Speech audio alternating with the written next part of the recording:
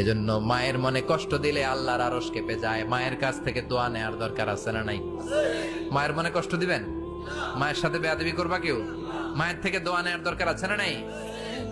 মা যার নাই সে জানে মা না থাকার কি জ্বালা। চিল্লা এখন ঠিক কিনা? যখন রাত্রি নিঝুম, এই চোখে ঘুম, একলা শূন্য ঘরে, তোমায় মনে পড়ে মাগো, তোমায় মনে পড়ে। যখন রাত্রি নিঝুম, এই চোখে ঘুম, একলা শূন্য ঘরে, তোমায় মনে পড়ে মাগো, তোমায় মনে পড়ে। ঠিক কিনা? এজন্য এই মায়ের জন্য দোয়া করার দরকার আছে না নাই?